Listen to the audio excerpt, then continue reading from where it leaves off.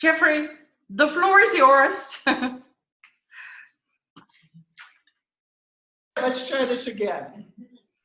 Well, good morning and welcome. Thank you for coming together on a Saturday morning. I think that really shows the commitment, the passion of all these amazing women and a few good men coming together to support this cause.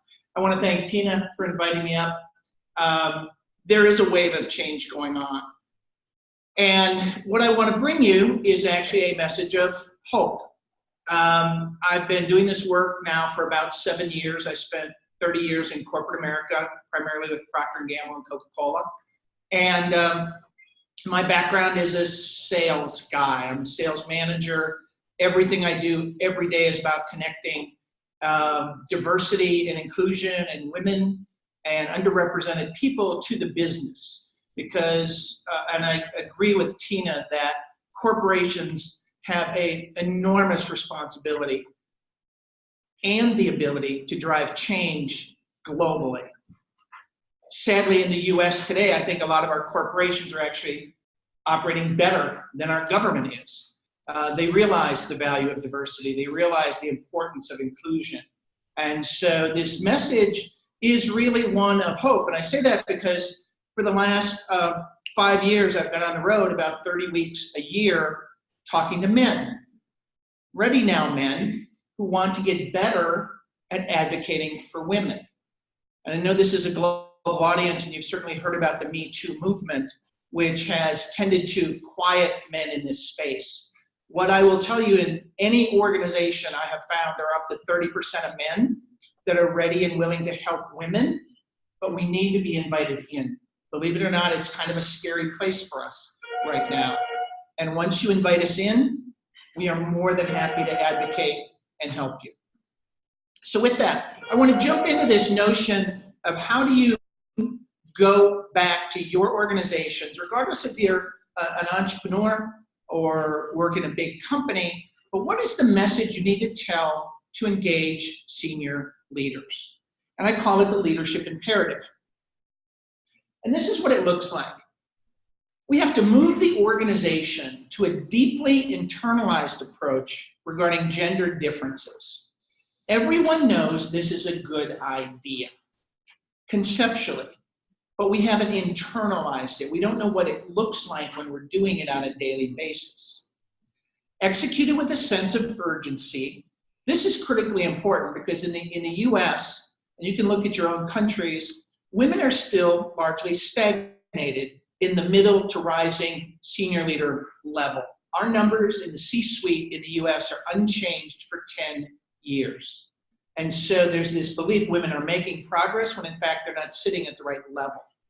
And finally, to create competitive advantage. I'm going to talk to you about a war for talent that's going on, and it is absolutely critical that we leverage every resource because you know what?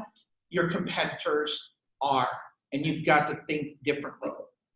And so when you go back to talk to your senior leaders, I want you to ask them one simple question. What's keeping you up at night? What are the 3 big challenges facing your organization? You're going to hear about 5 or 6 things, but as I work with senior leadership team, I hear 3 common themes across all industries. Number 1, business is tough. I'm eking out a 4 to 5% growth rate, maybe 6 or 7 if I'm in a high growth industry. But by and large, business is really tough. Growing top line revenue is tough. At the same time, I have to deliver double-digit operating profit. So I have to deliver a 10 to 12% return on investment on single-digit growth. So I have to do more with less. And then it's something keeping CEOs up at night that they're not talking about. Is my corporate reputation is under attack every day in social media, activist share owners, and they don't want to acknowledge this, but it is keeping them up at night. And my hypothesis to them is, what if women were the solution to your 3 biggest business problems? And in fact, they are, and that's where I'm going to take you. There's a great quote from Ken Chenault. He's now the retired CEO of American Express. He said, I'm often asked the value of adding a woman to my board. I'm never asked the incremental value of adding another man. And I love this statement because it just reframes the context. Why are we sitting here still talking about the business case when we know it makes business sense? But I'm going to spend the next 15 minutes talking about the business case, because when you go back, this is how you have to engage men in your organization. And you've all seen these numbers. To answer Ken's question, when you add women to the mix, you get incremental business results. Having just 3 or more women on your board creates 53% higher return on equity, 42% higher return on sales, and 66% return on invested capital. Adding women to the mix makes financial sense. But it's not just having women on your board. The board allows you to create an organization top to bottom where women are allowed to thrive and be themselves and bring their whole selves to work. And oh, by the way, that's the same thing millennials want. And it's the same thing people of color want. And oh, by the way, it's the same thing old white guys want too, believe it or not. And so this is good for everyone. Here's the challenge. We're a victim of our own success. There's a concept called corporate gender fatigue, and this comes from the sponsor effect. And it says men, senior men, look around the room, see a lot of women, and think women have made considerable progress. 56% of men versus 39% of women think women have made considerable progress in the last 10 years. And I know a lot of you are taking pictures and screening and taking down notes. This entire presentation will be available to you through Tina. So you can just email Tina and we will get you a copy. But you are welcome to take pictures of these slides, but I'm also willing to share them. Here's the bigger concern though. Gender bias is still alive today in organizations. When asked, 28% of men, let's call that 1 in 4, said gender bias is real, but 1 in 2 women said gender bias is real. So this says 1 out of 2 of your employees believe that gender bias still exists. But it's not 1980s, it's not Mad Men, it's not overt sexual discrimination for the most part. It's very subtle. And women know it when they feel it. I was working with a large biotech firm up in Boston. 60 women, PhDs with degrees I can't even begin to pronounce, the smartest women I have ever seen in a single room. And I said, talk to me about this concept. And they talked for 30 minutes about the fact that their research was double-checked when their male scientists weren't. Even though they are the leaders of the team, they're expected to clean the lab. They are constantly talked over in meetings. Their ideas are basically stolen out from under them. And this is going on with the smartest women in the world. What does it look like to everyone else? So this is what gender bias looks like and feels like today for women. You know it when you feel it because you feel it 10 times a day. Additionally, as a business person, if we want to invest resources, we have to stop this mindset of fixing women. Everyone is on this campaign to ask women to lean in or do women's leadership development. And I'm going to say that's important, but it's no more important than any leadership development. As a business person, we want to spend where the opportunity is. Mercer did some research in over 50 countries globally and asked which groups of individuals are the lowest engaged in diversity and inclusion activity. And these 2 groups came back, middle managers and male employees at 38, 39%. No great surprise. Now you can sit here and say 4 and 10, is that a good number, is that a bad number? My point is, as a business person, this presents the largest opportunity gap for me to invest in, to train, develop, and get these people on board because it's going to give me the greatest return on my investment. So let's stop fixing women and let's start to encourage men and middle managers to be better advocates. And Mercer went back and found out what best in class looks like. We're not striving for 80%. Best in class today, sadly, is still only 48%, but that's 25% higher than where we are today. And so if your company is struggling with its bottom line, this simple rule can get you literally double-digit operating profit. by just doing a better job of engaging these two critical groups of people. So when you go back, here's how you start to talk about this. You have to talk about it in business terms: grow revenue, retain and enhance advanced talent, and enhance company reputation. And it's what great companies do. Earlier this week, I was out at IBM Think, 30,000 global thought leaders talking about AI and blockchain and all these amazing things. And Ginny Romany got up. And I would have been so disappointed if the leader of one of the largest tech companies in the world said, I want to make IBM a really mediocre company. Right? No, we aspire to be great companies. Having a women's leadership strategy is a baseline today to attract the best and brightest talent. Let me tell you what it's not. I hear a lot of diversity and HR people say, our company's on a journey. I was never on a sales journey. If I didn't make my quota every quarter, they fired me. And so we have to take this soft speak out. People go on journeys. I understand that. Companies implement long-term strategic plans. And so if you can do one thing when you go back to your company, don't talk about your diversity journey or your women's journey.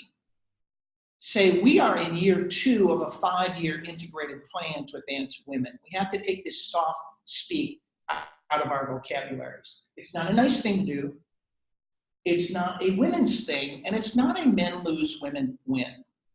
NAFE, the National Association of Female Executives, publishes 50 companies' reports on how women are advancing in this country. This is open domain information. You can go research.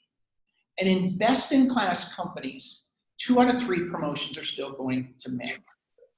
Most promotions in this country are still going to men, 7 out of 8, typically in most organizations. So when you go back and talk to a man and says, well, you know, men are being left behind by this women's movement, say, show me the facts. Because I guarantee you, literally every company you work for, more men are getting promoted than women, and the facts just don't bear it out. And this speaks to Tina's point about, well, where are the qualified women? Well, the chances are you just haven't interviewed them, you haven't found them, but they certainly exist out there. So as you talk about this, I want you to talk in business terms connected back to revenue, operating profit, and company reputation. And every one of these is an 80% solution. The first one is revenue. And this is a global phenomenon. Women in the US control $7 trillion in purchasing power. 83% of everything bought and sold in this country is bought by women. You are the economy of the United States. And oh, by the way, globally, it's about $20 trillion. And your influencing power goes far beyond your purchasing power. So not only do you buy all the groceries, do you buy the clothing, you're the primary health care provider for your family and for your parents and for your spouse and for your children, but you influence. I was doing some work with Mercedes-Benz. Women buy or influence 70% of cars in this country. And yet in 125 years, how has General Motors, run by Mary Barra, not come up with a place for a woman's purse other than the passenger side seat, right? So when you're driving through traffic and you hit the brakes, you know exactly what happened. Your whole world spews out. I'm sure there's some bright female engineers out there who can work and solve this problem. Housing, women buy or influence 91% of home purchases. Men, do you think you had any say in that house you're living in? You got a garage, you got a basement, but this influencing power is so critical. And it's true in B2B as well. I do a lot of work with pretty hardcore B2B industries. Women are on 40% of the purchasing desks right now. There's a great Harvard Business Review study that talks about how men and women show up as salespeople. And if there are women sitting on the sales desk and you show up with 4 men on your sales team, you are going to feel really, really uncomfortable. It doesn't matter whether you're Department of Defense or some other commercial real estate company. but women are on the purchasing desk, and you've got to do a better job of meeting the needs of your customers. Walmart, the largest retailer in the country right now, has asked a program be put in place to put more women on as salespeople calling on them, because they know that this is a way to drive more women totally in an organization and up. So what are you going to do when your largest customer says, what's your plan to include diversity and inclusion calling on me? It's up to customers. And by the way, if you buy anything, you need to be demanding women as salespeople calling on you. That's a power you have. You have a power to say yes or no on that. From a talent standpoint, this is true for most of the developed nations. So let's take, Northwest Europe and Canada and a lot of these older post-World War II boomer cultures. This is the 80 number. 85% of new entries into the workforce are women, millennials, or other underrepresented groups. 85%. This is compounded by 10,000 boomers a day, largely old white men like myself, leaving the workforce. 10,000 a day, every week for the next 7 years until we're all gone. So think about the dynamics of this new workforce versus what your senior leadership team looks like today. And if your company plans to be in business for 10 more years, you've got to get really, really serious around talent. And if your bright, educated workforce is needed, women are getting 60% of the degrees in this country, 60% of the masters, 58% of the bachelors, 50% of the law degrees, 50% of the doctor's degrees. And so even if I wanted to say we are only going to have a white male strategy, it's a flawed strategy. It is not a sustainable strategy. And if you think about millennials, this is where we get into India and China and Latin America, where the average age of the workforce is 26. So if you don't know how to work with a young, talented workforce, you really need to figure that out, because it is changing. And so that's talent. And then finally, engagement. Engagement is a function of high productivity. Best-in-class companies strive for 80% engagement. That says in an 8-hour day, I'm getting 6.4 good hours of work out of my best employees. In the US today, according to USA Today, the average American worker is engaged at about a 50% level. So I'm paying you for 8 hours a day and you're giving me 4 hours of work. For one simple reason, I can't bring my whole self to work. I had the opportunity earlier this year. I was invited to the Mary Kay National Sales Meeting. 28,000 women in Dallas, Texas, and about 9 men. And I have to tell you, it is everything you can imagine. You want to see, and these were global participants, unbridled passion. But now think about this. This is a sales meeting. These women had to earn their way to attend this conference and pay their own travel. Now, I have to tell you, when I was a sales guy at Coke, if my boss said, yeah, we're having a meeting in Dallas and you're going to have to pay your own way to come to the company meeting and you're going to have to meet your goals to get there, I would have went, what are you, nuts? If you can't find passionate women, go look at Mary Kay, because these women are just knocking it out of the park. And you got to hit $12,000 a year to get to this conference, and you got to hit these numbers, and you got to hit these numbers. And they're charged up, and then they say, let's honor our $1 million winners. Let's honor our $5 million winners. And a woman walked up there. She was Mary Kay employee number 2. She made $12 million. To lead the World Organizations and Stop TB's Partnerships Global Initiative to light up several landmarks across the world during this day. So, what do we need to do? It starts with 3 simple things. Visible, vocal, C-suite commitment. It is impossible to drive change if the C-suite is not on board. And this is an expectation of great companies, and it has to start at the top. It doesn't have to be all leaders, but you need to find those great leaders, men and women, who are willing to talk about this. because you're not going to drive change by just putting out a program or a policy. The organization is too smart to realize whether this is just lip service or not. You need progressive company policies because great companies have those today. Amazon, soon going to be the largest company in the world, if it's not already today, is hiring your best and brightest. And they don't even care what the background is. They just want really bright people. And you know what? They have 24 weeks paternity leave. That's men and women. And so don't think your best and brightest men and women aren't getting calls to leave you. If you're not doing pay equity studies, you need to be doing pay equity studies to make sure that men and women are compensated equally. This gets back to social media. The fact that I can go out and within $10,000 on the internet, find out what my peer group is paid. And so this notion that all this connects is really important. And then the last one is approach it as a change initiative.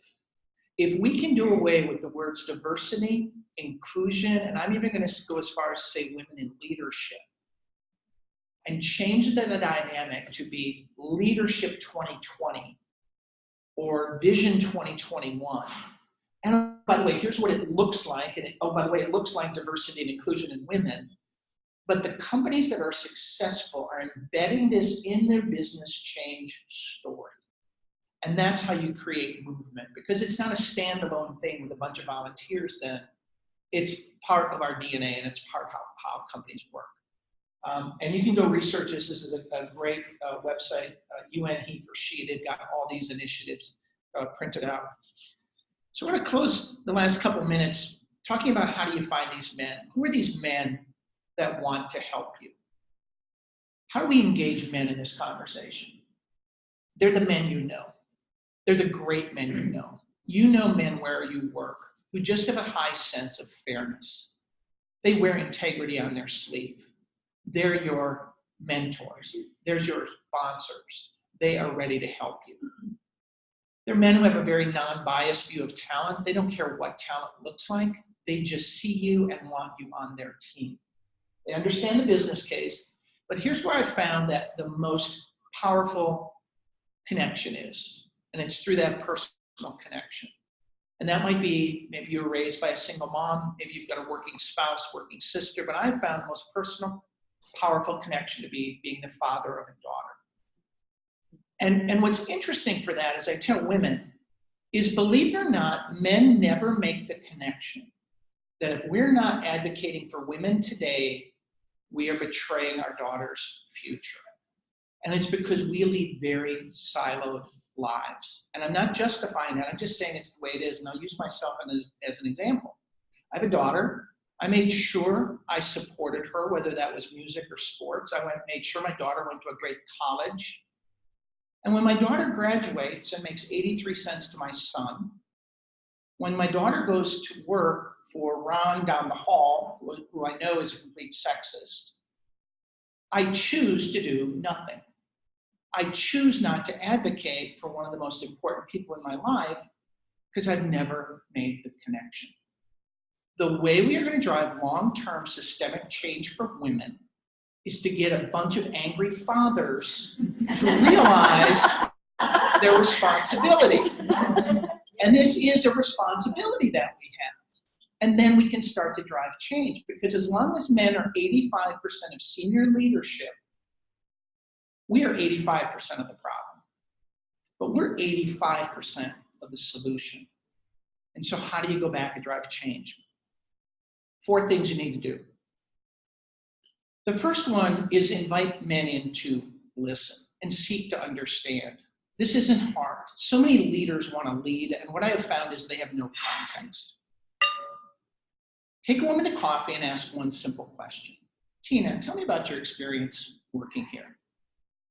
Obviously not, Tina would be all over that, but the average person would not tell you anything, because Tina doesn't want to be the flag bearer for all women in the organization. And then ask again, what don't I understand? And she'll start to tell you a little bit more. And don't justify it, say, well, we got a policy, I'll have you look at this. Just shut up and listen. And then ask one more time. And in that last 10 minutes, you're going to hear root cause issues that you did not know existed in your company, like my PhD women in Massachusetts, and you will be driven to want to drive change. Next, deepen your knowledge, learn. Are you able to talk about the business case? Are you able to connect women as consumers and customers? Can you talk about talent? Can you talk about engagement? Can you talk about innovation? Can you tell the story for the company? And then ask tough questions. This is what leaders do best. And all you've got to do is ask 3 questions. Number 1, as a leader, talking to my team, tell me how many men you lost and how many women you lost last year. Just give me the numbers. How many men did you lose? How many women did you lose? I guarantee you all always lost more women. And as a senior leader, when they say, when I ask, well, why did we lose her? You'll say, well, she left to spend more time with her family, right? That's a cop-out answer. Don't take that answer. Go research where she is. Because 60% of women go to work for your competitors or start their own company. These are bright, talented women. Yes, they may be going home for a couple years, but then are you calling them year 3 saying, hey, do you want to come back? There's still a place for you. So don't take status quo and find out where your women left and why. Second question, what's your plan for next year? Pretty simple. What's your plan for next year to grow talent unlike you? And that's exactly how you phrase that conversation. I had the opportunity to sit in a number of talent reviews, and there was a new divisional president who really wanted to drive diversity and inclusion. And so he would review slates of candidates from director on up in the company. And he said, you know, I'm really seeing who's in the company. I want to see more women. I want to see more underrepresented people on these slates. Go back, take a look at your numbers, take a look at your names, and come back to me. So 2 months go by, they do the same conversation, and it's the same, 25 names of men in the organization. And he voiced his opinion a little stronger and said, I really don't think you know what I'm talking about here. I want you to go find out how you can develop other people. Another 2 months goes by. It's now 6 months. And Jim, the curmudgeon in the organization, basically gets called on first, and Jim is presenting the same 6 men that he's presented for the last 6 months. And the senior leader proceeded to look at Jim and said, Jim, why do I need you if you can't groom and develop people unlike yourself? And it only took that one time. And he went on to chew on Jim for about 15 minutes. Well, all the other senior leaders had their heads down, obviously, creating work for themselves. Senior leaders need to ask tough questions. That's how things get done in organizations. And then finally, the last question is, what's your plan for next year? And it doesn't have to be a big elaborate plan. IKEA does this at a department level. They get a clean white sheet of paper, they go over into their food court, and the manager just asks, what's your plan for next year? Write it down. And oh, by the way, you're going to sign this and I'm going to hold you accountable. That's what leadership looks like. So the last one is having the will. Advancing women today is a lot like diet and exercise. Everyone knows it's the right thing to do. It takes the will. It takes all the above, and then I find the will comes from that personal connection, that you have to make this real for people. And that's how you get the will to do this work every day and really be successful. So with that, we have about 10 minutes left for questions. I don't know if we're doing this globally, Tina, or if we're just doing questions in the room. But I am happy to take questions around what best-in-class companies are doing. I'm happy to broach any subject. For the next 10 minutes, I represent all men in the world, and I'm happy to answer. I'm happy to answer any question you might have. So let's start here. Thank you, Jeffrey, for a wonderful presentation. Now, I just want to, in the middle of your presentation, give an example of Walmart, taking an initiative, asking for more women on the other side for the sales. Now, will that not be considered as actually not gender just trying to understand, maybe a few years down the line, it could be men saying that why an organization is asking for talent on the other end instead of, asking for women or men. Yeah. It's where Yeah, I'm no. confused there. Yeah, no, and that's a legitimate question. And what I tell companies is top to bottom, you should be reflective of the markets and customers you serve. And that's where we need to think about that and how that changes. For the most part, women are underrepresented middle to top in most organizations, and it's not reflective of the markets that we serve, particularly, and this is global, and what I encourage is you have to write your local business case. It's great that I throw out these big numbers. Go back and write your business case. What I would tell you is, and this is now a Jeff opinion, I absolutely believe in what you said. I know there are divisions of major companies, marketing being one, HR being one right now. They have a man problem. It's all women. And so that's not necessarily a good thing either, because we're looking for the diversity of thought. And so I would actually say we need to do a better job in some departments of getting more men. But by and large, operations, sales, supply chain, where field roles, non-staff roles, women are so badly underrepresented. And this is the other thing is, we're never going to get women to the C-suite without getting them to take operating roles. So does that make sense? It does, but I'm still thinking that if I am the leader, or even if I'm on the other side of the desk, in an ideal scenario, it should be the talent always independent of male, female, any race, any color. This is where I personally think we need to reach. Yeah. And getting over and above that somebody is a male or female in that workplaces. And when I have a colleague talking to me, I do not want my colleague to think which gender I am and which race I am. So, but if we continue talking about that we need more female, more male, we're still not getting there. We just need to get over and above these things, where colleague or an employee or talent just means talent. Yeah, and I agree 100% with what you're saying. And we've been doing that for 25 years, and it hasn't moved the number on women. Yeah. Nobody does this because it's the right thing to do. Now, the one point I will agree with you on, and it's a challenge for organizations, is we should not just hire women to fill jobs. You have to have equal skill set. You have to have equal competencies. But so many companies take the easy way out and don't go and find people. They don't hold people accountable for, well, why don't you have a woman on your team with 10 years of supply chain experience who's sitting on this panel? Well, maybe you do, and she just hasn't raised her hand to apply. Because we know women have the skills. So talent should never be a pass. By the same token, we know that women only apply when they meet 9 out of 10 criteria for a job, and men apply when they have 3 out of 10. And so it's this notion of, if this were the right thing to do, we would have done this in the 50s. So, okay, so over here. Thank you so much. I have 2 big, small questions. Yes. One is, you said 2 very disturbing statistics. 30% of the men in corporate America believe this is the right thing to do. What explains the 70% of the Nimrods? And more disturbing was the 50% almost of women that believe. Who are the others? So explain what the problem, and then the second very complicated question is, you started by saying corporate America is doing better than government. That's a very low bar at the moment. Yes.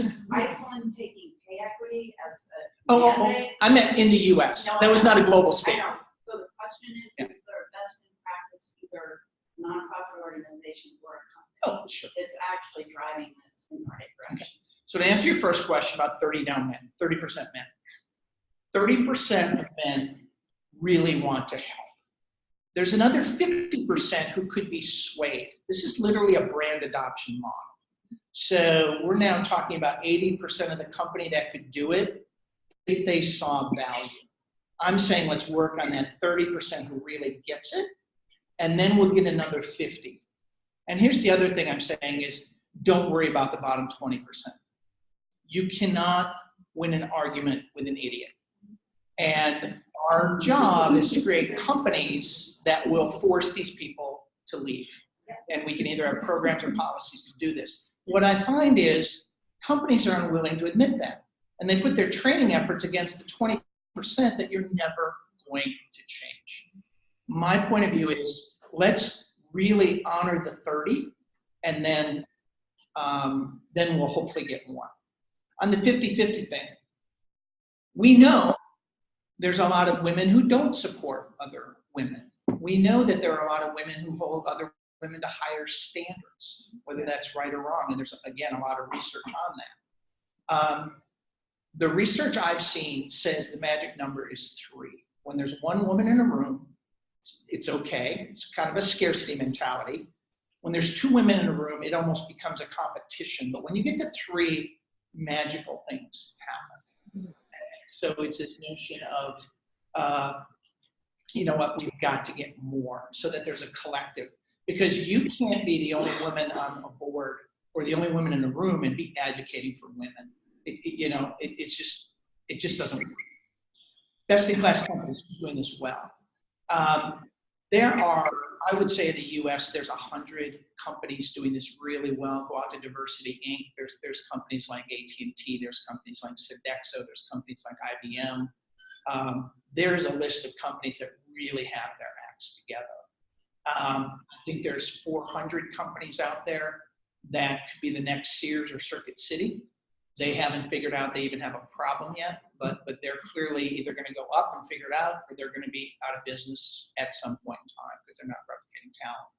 And then to your last point, I absolutely agree. There are other countries that are so far advanced of where we are from a maternity benefits leave, from pay equity.